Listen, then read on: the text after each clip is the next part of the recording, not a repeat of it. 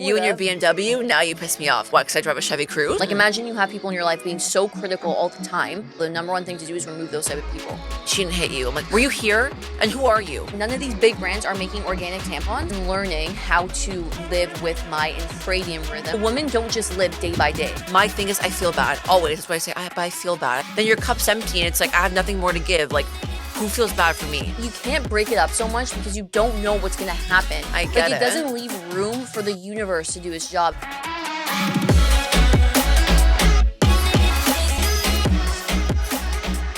Hey everybody, welcome back to the podcast. Today it's just me and Samuel here shooting the shit. Can you not call me Samuel? Why? Please? Because I don't like it. And Roman calls me Seamus all the time. Why? Who's Seamus? I don't fucking know. Isn't that from Star Wars? Seamus. I don't know. Anyways, welcome back to the last episode of 2024. Woohoo! Not that special. We're just gonna rant. We're just gonna vent and rant. We don't have anything that, honestly, we don't have anything that planned for the last episode. It's been hectic, and that's not an excuse, but it's just been crazy, and it's kind of hard to be consistent when it's been crazy, but we again, still have been. Yeah, we have. And but I feel we've like replaced some of our, like, what we've been doing recently is, like, replacing some episodes with other, like, content series, like our keeping it on location content series and, like, that sort of thing. And I'm actually proud of, like, how we're positioning ourselves and brands going into 2025, being that, like, we're not just podcasters, right? We're like press and interviewers and all of that, which sounds weird to say. No, I actually like it. We went to the Her Market and I really enjoyed doing that. Like, I literally felt ignited and, like, passionate about doing that, about, like, speaking to new people, talking to new people, networking. Like, I'm actually wearing a hoodie that I bought there from Synchronym. It is so comfortable. Yeah, just, like, supporting, and I don't know, I just loved being in the space of, like, meeting new people and, like, learning about their journey. Yeah, and, like, I genuinely like, I don't know, I like the feeling of, like, being invited somewhere to Do something important. And, like, like, you feel like you're doing something important, and, like, it's kind of weird because when I was younger, I kind of always, like, had this, like, vision of wanting to be a journalist, and that's kind of what it is. I want to be a media host, and look what I'm doing now. I want to be a news anchor. You know what's kind of weird? It's like you always think that it's going to be somebody else to make that happen for you. Like, it's going to be a job or, like, a CEO that's like, you got the job. But, like, if you think about it, we're kind of paving the way for ourselves. Yeah. I was speaking to somebody on my dog walk, and he's, like, this owner. And I'm like, wow, am I your screensaver? Really nice video. No, me and you are my screensaver. But it's me also. And I was like, yeah, what do you do for work? He said, I went to school for sociology and psychology and to be a teacher, whatever. I'm like, oh, do you teach now? He said, no. He's now a comic book artist, okay? Wow. And it's something that he's always wanted to do since, hopefully he's not getting mad that, like, I share the story, but. No, I don't, no one knows who he is. And yeah. why would he? I don't know. Anyways, he said that, like, it's always something I wanted to do since I was, like, 10 years old, but obviously I didn't have the means to do that. And, like, now that he just, like, didn't have the right kind of, like, direction or guidance to do that. It wasn't obviously looked at as, like, a career. He said, now that I'm 40s, like, that's, like, I'm passionate about it. And that's all that's what I do, to, like, take home and work. Like, kind of weird how, like, a lot of people have, like, went to school for something and then just because they had to, and then it's like they're doing now as they go older, like, what they're actually passionate about and trying to turn that into, like. But that's exactly what I did too. That's what that's what we're doing now. Yeah. A lot of people have done that. I know a lot of my friends who are doing it too. And, like, I don't want to harp on the school thing. We've talked about that so many times. I more so just want to talk about how, like, my point was that it's just, I think sometimes we struggle to, like, what to brand ourselves as because, sorry, I have hairs in front of my face that are, like. Okay, well, figure it out.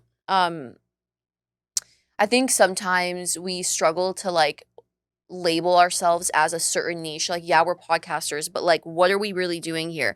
And I think our goal and motive is to share other people's stories of how they got to where they are with the world, including ours. And even though that sounds general, not a lot of people are doing that because a lot of people more so are, like, influencing product, which is fine too, and we like to do that.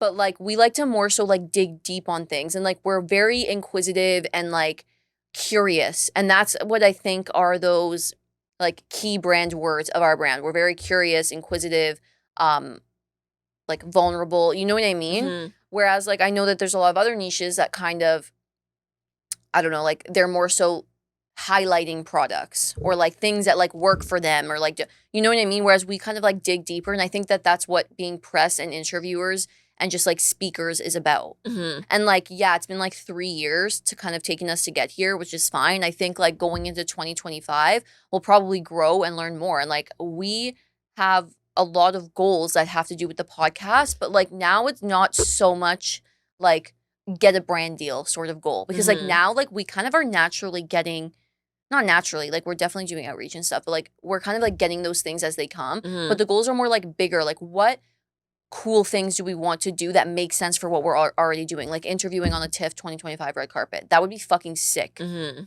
Like, can you, like, that would be sick. Yeah, it would be sick. I manifest on that. Really? Yeah.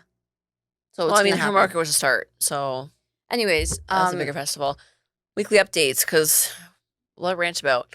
I learned something about myself today or this week, and that it is, I've said this before about like people pleasing, but I am literally the biggest. Like, I think it's a problem. Like, it's more of a weakness than it is a strength.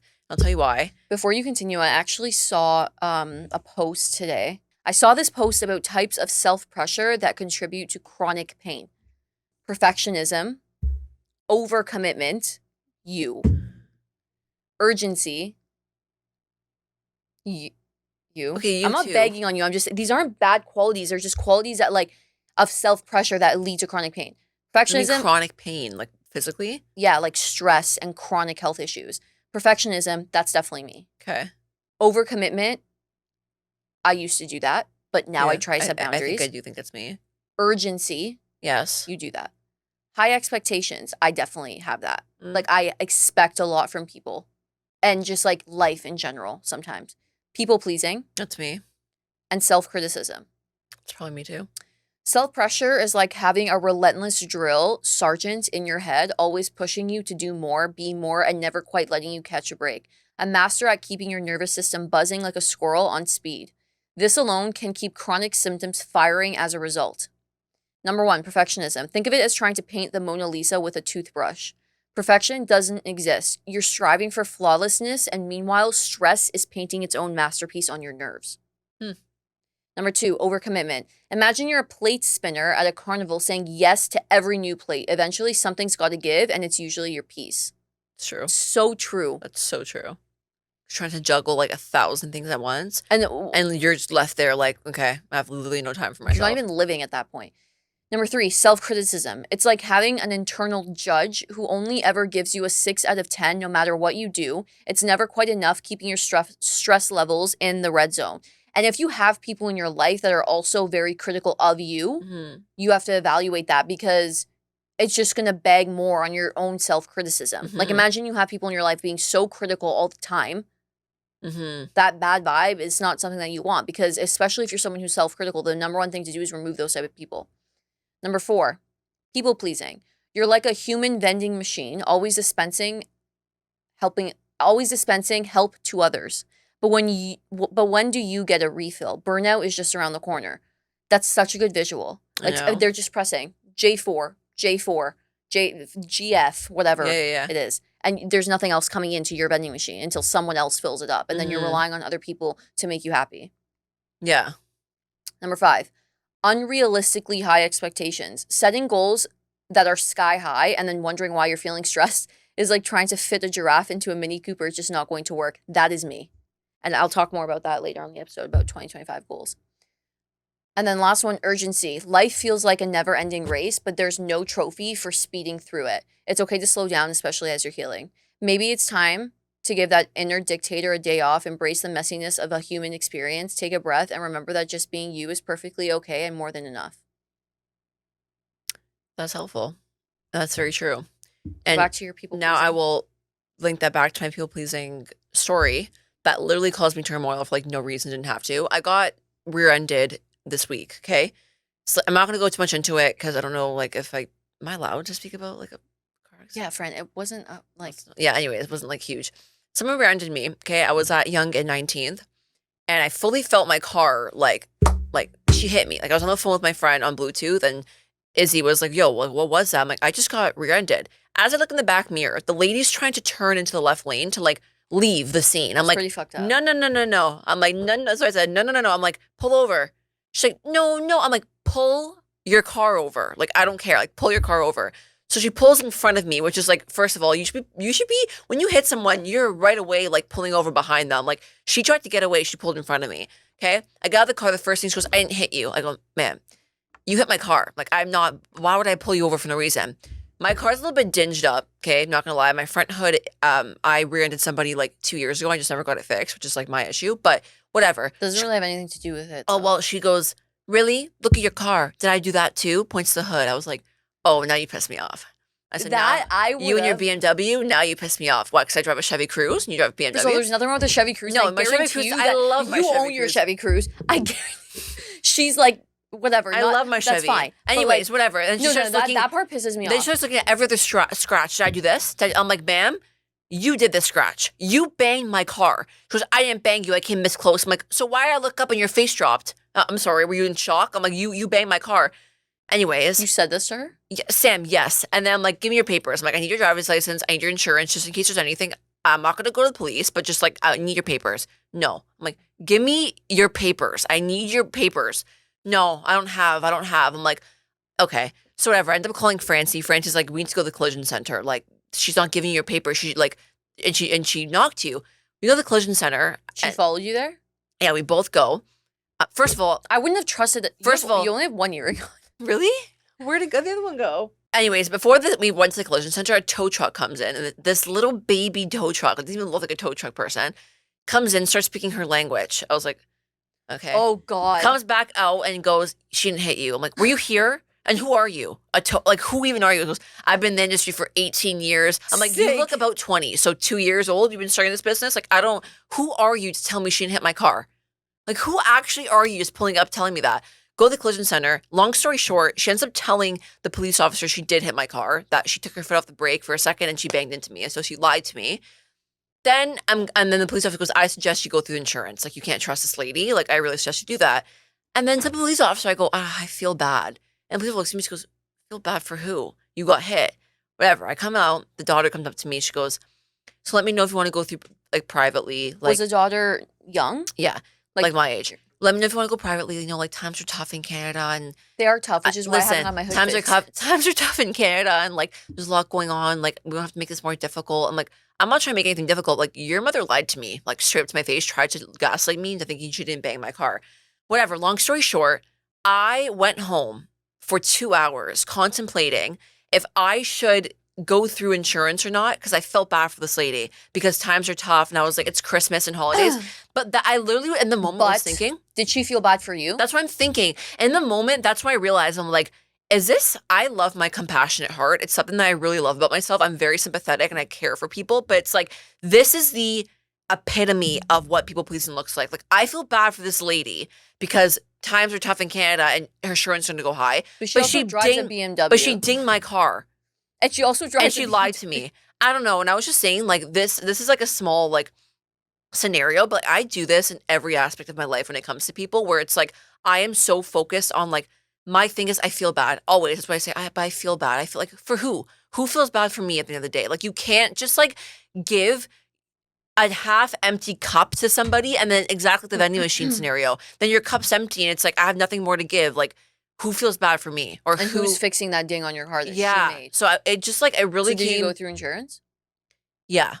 I'm still, like, figuring out, like, what's going on with there. But anyways, like, it just going into 2025, that's one thing. Like, I want to remain compassionate because I do love how big my heart is. But, like, I want to start you also setting boundaries and being more assertive with people. Because, like, she looked at me. She was like, this girl's young. Like, I could just lie to her and she could probably. But also, you're saying you want to be more compassionate. But this goes back to the self-criticism and, like, self-pressure thing. Like, you also have to, like, be all the things that you want to be to yourself before you be it to other people. So if I want to be a kind person, I need to be kind to myself before I'm kind to other people. If I want to be an assertive person, I need to be assertive to myself. I need to stop standing in my own way and tell myself, get the fuck up and do what you need to do. Yeah. Like, before I'm assertive with other, like, everything you want to be for other people, you have to be for yourself first and foremost. Otherwise, it goes back to that notion of, like, you don't have a full cup to give.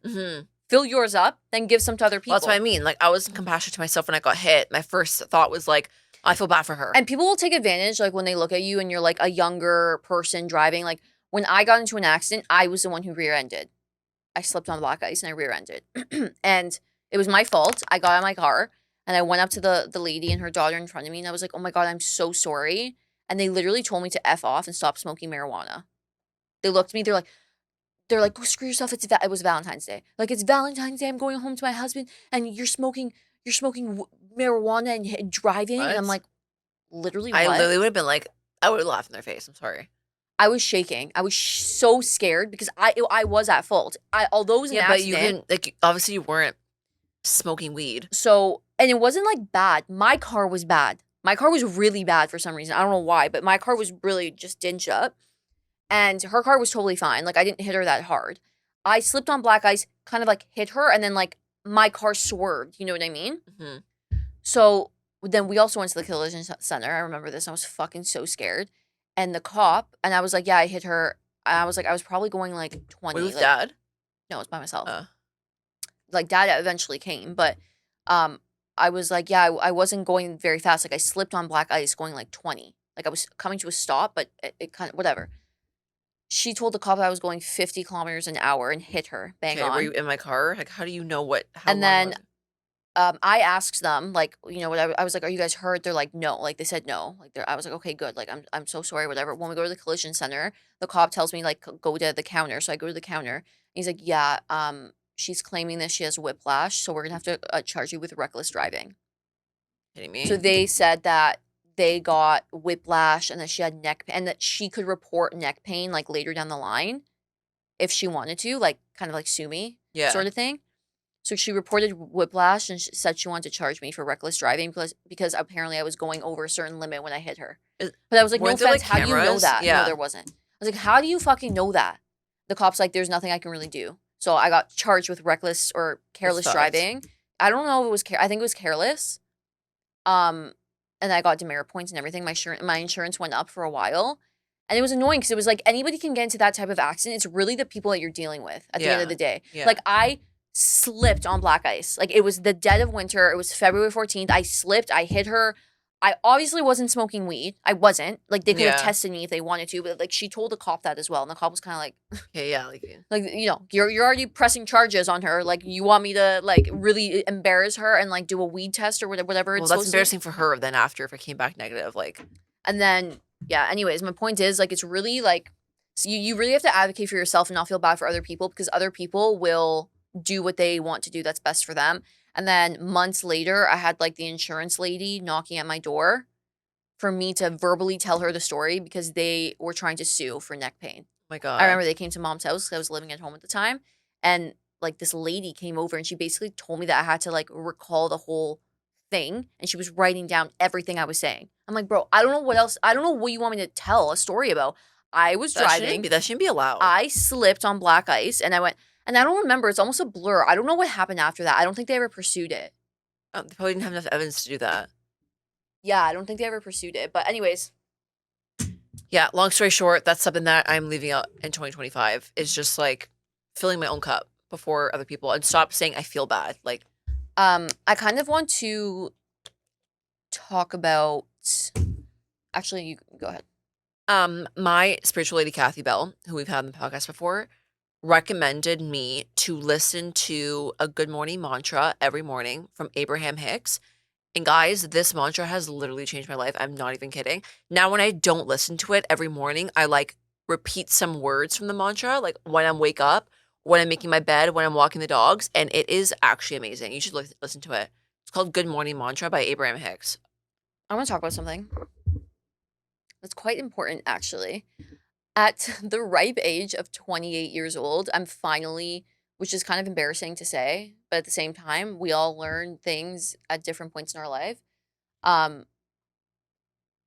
importance of, like, women's health, like periods and menstrual cycles and, like, access to women's health products. The other day or a couple weeks ago, 2 weeks ago now, I guess, I got my period and I was like, hey, I need tampons. I have only been using organic tampons for, like, 2 years now because, like, I'm not someone who's like, I need non-toxic everything. But, like, one day I randomly like read the back of what tampons are made of, and they're made of very synthetic chemical materials. We are literally putting them into our body. Like, not to be TMI and like, not that's gross, but like, not to be so visual, but like, you are putting it into the inside of your body. Yeah. It's kind of like, obviously, it's like when you eat yeah, it's like when you eat chemicals, obviously, but like, I don't know. I was like, and then it's just staying there, like, and we're like absorbing. I mean, yeah. So I don't know. I was just like, it just rubs me the wrong way that like tampons are made of this synthetic shit. So I switched to organic cotton tampons 2 weeks ago, and usually I haven't had a problem, but 2 weeks ago I got my period, so I was already kind of just like annoyed, and I go to Shoppers Drug Mart and I go to the tampon section to buy tampons, and there's no. I look like for the section, the tampons I usually get, the organic ones, and they're not there. So I'm like, okay, let me just get other cotton tampons. There's no other cotton tampons. And I'm kind of getting pissed because I'm like, there's a whole section for tampons and pads and like women's products, and there's only one brand of organic tampons. There's literally only one brand. I have never seen another brand other than this, and usually they're in stock. But this just made me realize this time that I went that I'm like, if this brand isn't in stock, there's no other brand. None of these big brands are making organic tampons. Or like, do you know what I mean? It's too expensive for them.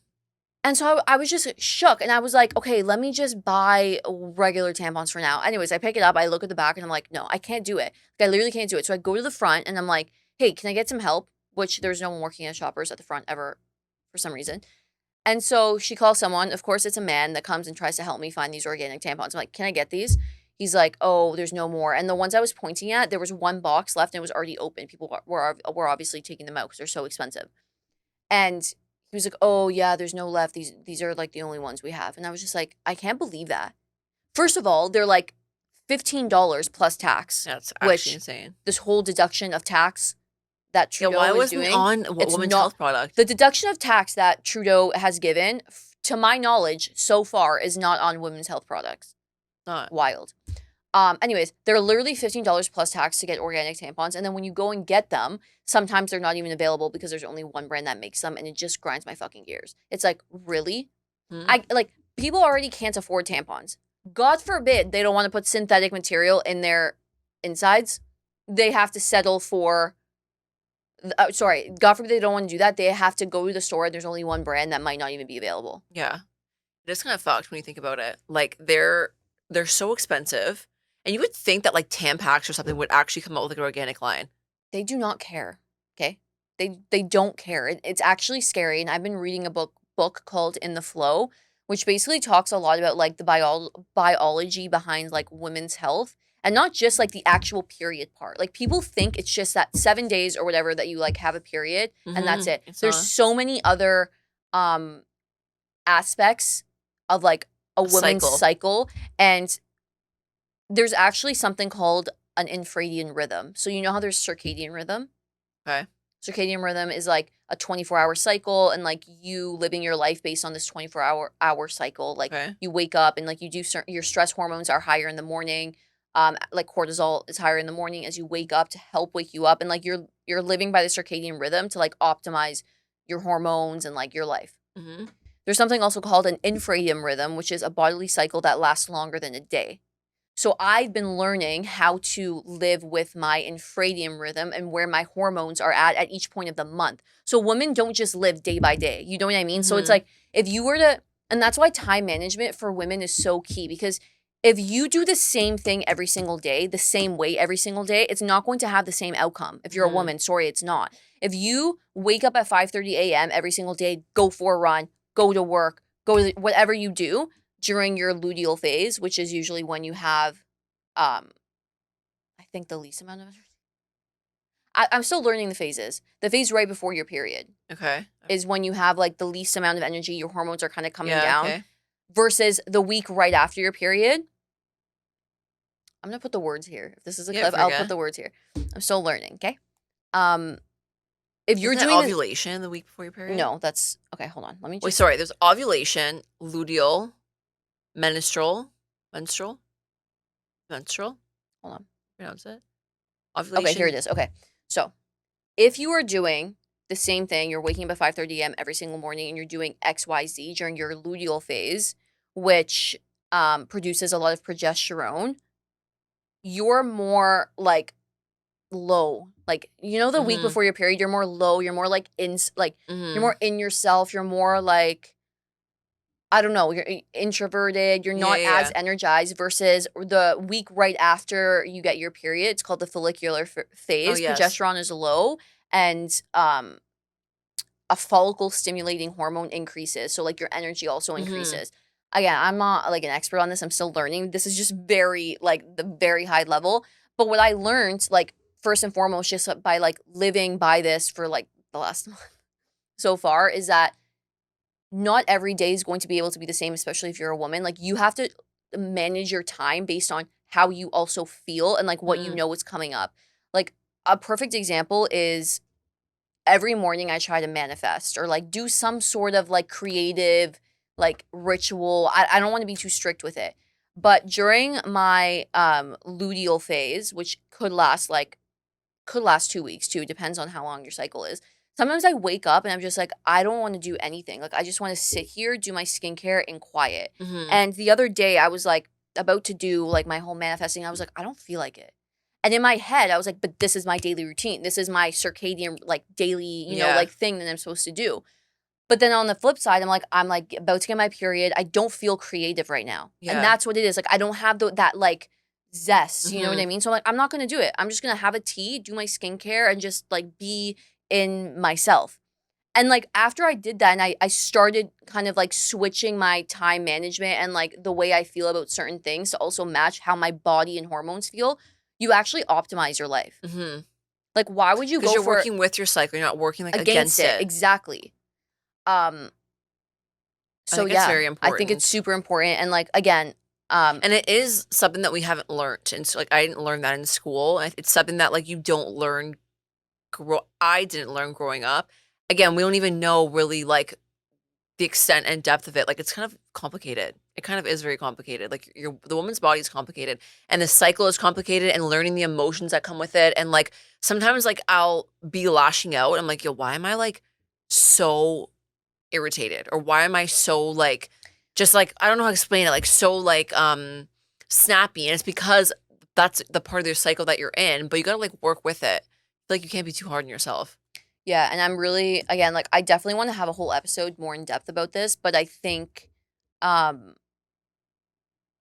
really just like learning about like biohacking and cycle syncing, like eating certain foods, doing certain exercises and certain points of your cycle differently from other points of your cycle can really just like I said, help optimize your life. And we can't look at it as like, oh, okay, like this week I'm like a little bit lower energy. So if I don't do XYZ, I'm not going to achieve my goals. Think about it as like you're conserving your energy for when you have that like zest to give or like the will to do something. You have that energy there. Now you can take all that stored energy and like and put it towards whatever thing you're working towards. Whereas like if you do it on a time where you're low energy, it's like you're wasting it. You know, you're wasting that potential. Yeah.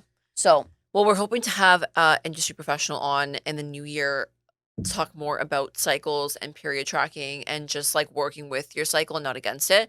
I'm really excited for it because I feel like that would teach me and a lot of people more about it. So excited for that. I just want to talk about, we are officially starting to plan Sam's bachelorette and all that stuff. Like she asked all her people. And we were talking in the car. I just want to see people's opinions. Like maybe we can make this a clip and get like a poll. Like what is the best? Like I know this is like different and varies through through people's opinions. But like what do people feel like is the best bachelorette spot? Or people who've had their bachelorettes already, like where'd you do it? And like why was it so fun? Where like give us the pros and cons of both, why you chose where you chose, and would you recommend us going there? Yeah, because we have a few like thoughts. I said Vegas because I know it's cliche, but and maybe I'm selfish because I'm like I haven't done Vegas properly, but I feel like you haven't either. Like we have not. Like the only times I've went to Vegas is like for family things, which is like not experiencing the fullness that Vegas has to offer. The only thing with Vegas is like, yeah, like I think that could be a classic bachelorette. Could be a bit spot. smelly. You think? No, not smelly. Just Not like like smelling, but like kind of like I don't know how to explain what I mean. Like I just feel like Vegas is very unnatural. I don't know. Like it's like so man-made. curated. Yeah, it's so curated and like I don't know if I like that vibe. And it's like very party. Like It's actually every so true if you think about it. Like, it feels like Vegas is just like a uh, desert land, and then someone literally like it manufactured is. all this and just put it there. Yeah, it's like This is you're Vegas, in like a globe. like a dome. It's like Yeah. Niagara. It gives me like obviously Niagara on like a bigger scale. It's just It's like just someone Vegas put just it there. seems so touristy. That's the only thing.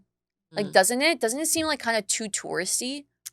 Like Yeah, what would we really do other than go to the pool every day, go to the beach clubs, go to dinner, and then go out? Like you can't go to a beach or like do you can do excursions, but we've done it. Like we've gone to the yeah, Grand but Canyon. Nashville too. Like what But I've never excursion? been to Nashville. Okay, Yeah. I was thinking Nashville because like I like cowboy boots and like I've always wanted to go to a honky tonk. Oh, I thought you were gonna say in hot cowboys because you're like hot.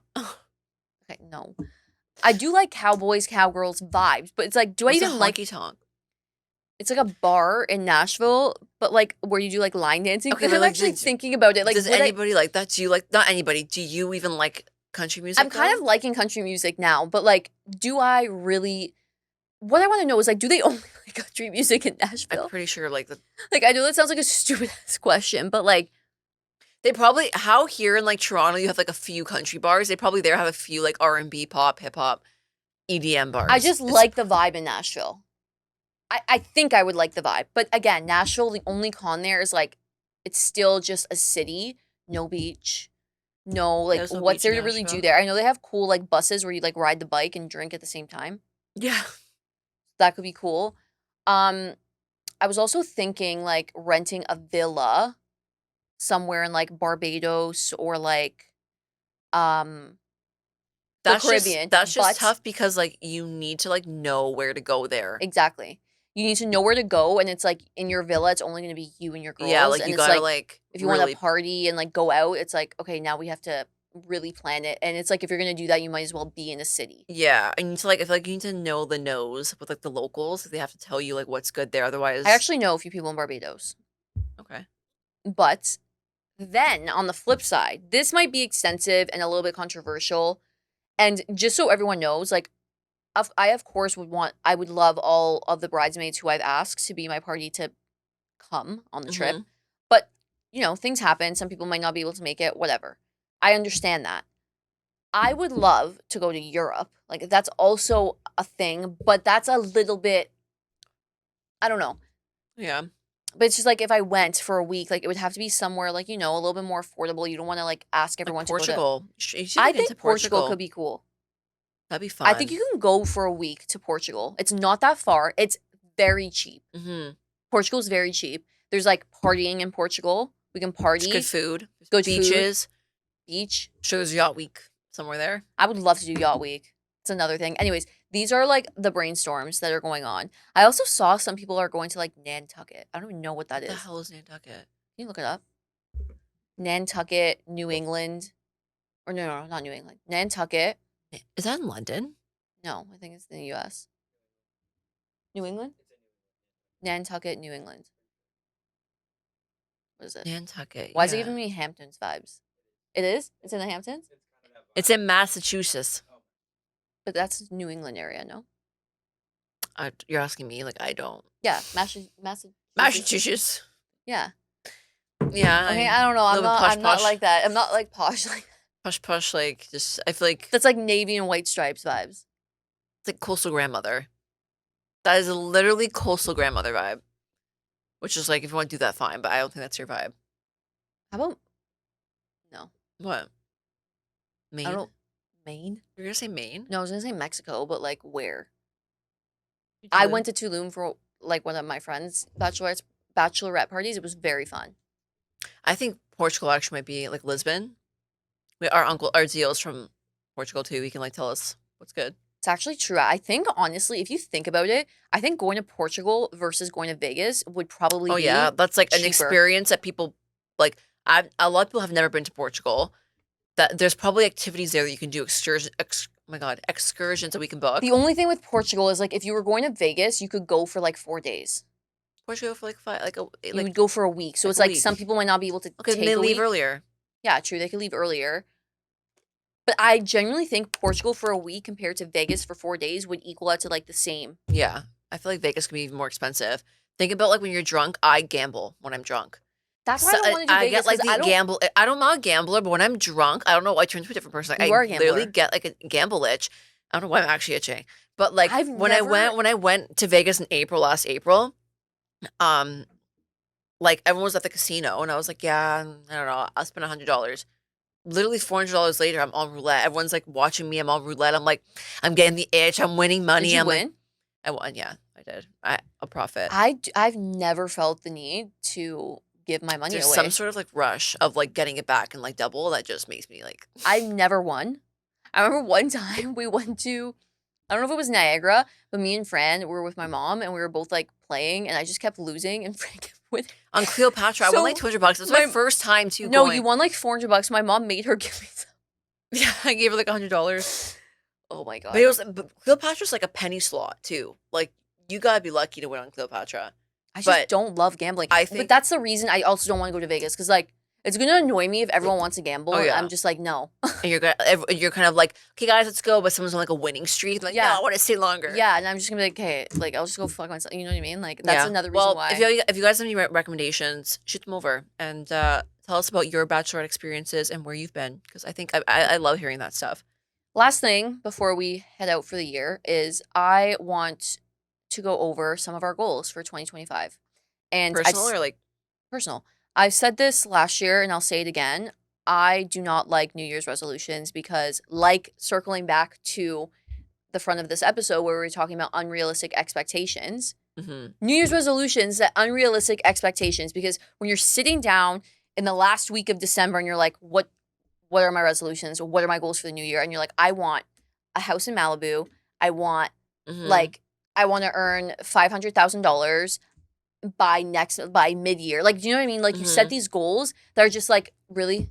What I've been really thinking about is what I want as next steps in different areas of my life. So I still have my visions, I still have my visualizations, my vision board of like the end goals of the house in Malibu, of the fucking whatever it is, you know, of the podcast being like blown up with like millions of followers and stuff. But like realistically, a New Year's goal, like for 2025, I look at the different areas of my life, professional, personal, relationship. That is what I want to focus my goals on. What is the next step for my fitness? That is what I want to focus my goals on. And then every day you'd put in small actions to like that would lead you to that goal. So I'll read you some of mine. And I have not been like sitting down this week at the end of the year and thinking, what are my goals? This has been built up over the last 3 months. I've been at, which I think is the whole point of the whole winter arc thing. I've been like trying to push myself to be better and do better and seeing where my shortcomings are and then being like, that's a goal for the new year. So number 1 is I want to be able to do 4 pull-ups. 4 pull-ups? Yeah, like chin-ups. Can't do that? No, I cannot do that.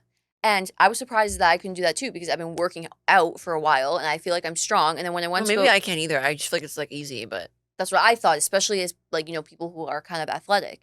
So when I went to go and try and do a pull-up, I've been trying to do them and I'm like, why can't I fucking do this? So my goal is to do more pull-ups. My second goal, and this I'm still working on this. This will, you know, I want to create storage solutions for every room in my house.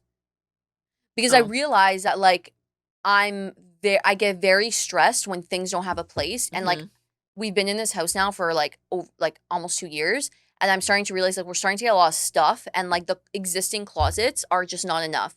So I need to figure out smart storage solutions this year. And that's the next step because by the end of the year, also another goal is to look into, I don't want to go too far, but like look into and have a plan for buying a different property. But like, again, like that's not like my resolution. You know what I mean? Like the resolution is optimize like the existing property that we have and then look into an additional one. So that's another goal.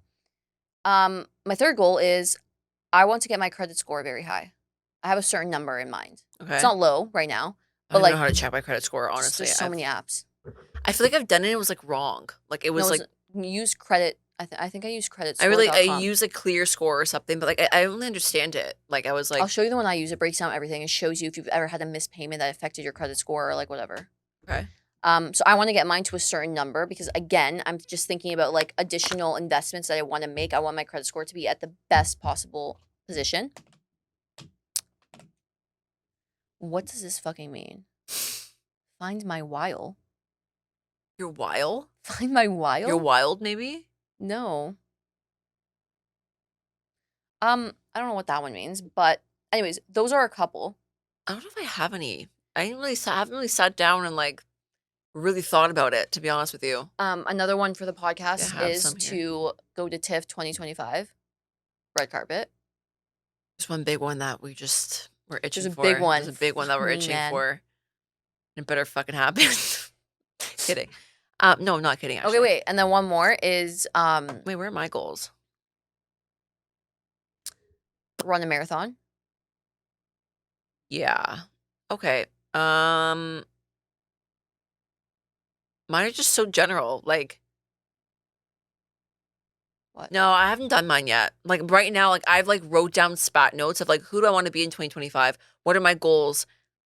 And how am I going to break them up, kind of thing. But how I was going to do it was like, okay, so I would do like for January, right? For January. Yeah, but Fran, you do this every year. Think about this I haven't year. done this every year. I'm doing it differently this year. No, but this year you tried to do it every 3 months or whatever you did. And No, I did. I did a whole year. I don't think you did. I think you did it every month. I don't know if I You did. did. You did. I remember us talking about it, literally sitting right here talking about it. How we're like, January, we're going to do this and see if we did it. Fair. I tried that. I did try that with like mini goals every month and it was good. But like, you can't break it up so much because you don't know what's going to happen. I get it doesn't leave room for the universe to do its job if you're trying to control every single month. Let's just say like January, right? And I have like career and like finances, and then I have personal development and wellness, and then I have like I don't know, personal like podcast, I don't know, and then I have my main goal, and then each day I put a mini goal to lead up to it. Yeah, it's not really a mini goal though. Yeah, it's just, like for it's example, just habits that help you. Yeah, achieve exactly. That goal. Habits. And let me tell you one piece of advice to leave you with that'll help you achieve whatever goals you want to have. Like, again, if you want to launch a new product, which I should probably put here because that's part of my goals. We are launching product. Launch product. Waking up earlier than you need to will change your life. Sorry, it just will. Yeah, It's such a fucking simple thing. I've been doing it for the last 3 months. And when I don't do it, feel like today, you don't feel good. Yeah, but at the same time, you're allowed to sleep in. Like you are, but like I on said, the weekends, like if you don't want to wake up at 5:30, you're like, I kind of just want to chill out and sleep in. I didn't say 5:30. I said before you need to. So like today, like we had this at 11. Okay, last night was different. I went to bed literally at 4 a.m. So like I wasn't planning to go to bed at 4 a.m. But let's say on the weekend you have something at 11. Don't wake up at 9. Like, yeah, during the week you go to work, you don't wake up at 9, maybe you wake up at 6. But if you have something at 11, wake up at like 8. Yeah. Don't wake up like an hour don't wake up at like 10. Like, wake up earlier than you need to because all that extra time will help you achieve your goals. Mm-hmm. And then the second thing I'm going to say is prioritize sleep. Seriously. Mm-hmm. I don't give a shit. Like, I will be at the club and I'll be like, I'm leaving. I just go to bed. Yeah. Sorry. I still want to have fun, but like, I need to get at least 7 hours. I don't care. Like, that is what is going to change your life. I think people who like don't understand that, it's kind of just like, okay, like I don't need to explain it to you. Like people like really want to bed already or leaving early. I've talked about this so many times. It really pisses me off. Like, yeah, I'm leaving early because I want to go to bed or I want to go to sleep. Or like someone will be like, what's wrong? Like nothing. I have goals. I have goals. Not only that, just like I need to prioritize my sleep and schedule. Like it's not. And your goals don't have to be so big. It just might just to live a better life and be more successful. I swear to God, this is what every successful person says. And we're trying to find this key to success. And it's really just like sleep, waking up before you need to, and just like really optimizing your time management. Like I said, with circadian rhythm, infradian rhythm, all of that. So that is a piece of advice that I will leave you with based on just my experience a little bit. Yeah. And what I will be focusing on in 2025. All right, I think that's it. And Happy holidays. Thanks guys for staying with us in 2024. We took a look at like our Spotify Wrapped and I was like, actually like, oh, we got some new listeners from like different parts of the country. Were we like, what number were we or something? It was actually like not that bad. I don't remember. Should I pull it up quickly? You know what? I don't know. I can't find it, but It was like 50 or something. Yeah, but I don't even really get what that means. Like, yeah, right. We're the 50th podcast in the world. No, Not trying to be negative, but like, there's no way. Why is there no way? Sam, come on. Like, I don't really understand how to like. I think it's 50th among like podcasts of our. Oh, okay, so it's not that bad. Like niche. Yeah. In that category, and there's like certain size. Yeah, we're 50. We gain like a lot of new followers. We have a lot of YouTube subscribers. We have like not a lot. Okay, you know what? Yes, to me it's a lot. We have 314. I feel which grew from 200 in the beginning of the year. So we grew 113 subs. And we'll grow a lot more because we are actually YouTubing now. Yeah, we're YouTubing. We're YouTubers now. Anyways, guys. TikTok might be banned next time we see you, but that's okay because we are Canadian creators. So. Doesn't matter, but we are on Instagram and YouTube. So make sure I guess, you follow us on Instagram and subscribe on YouTube. Follow us on TikTok, I guess, but I mean, it might be banned, so I don't know how that's going to work. Anyways, guys, have a good Have a good new year. Merry Christmas, happy holidays, and we'll see you in 2025. Bye.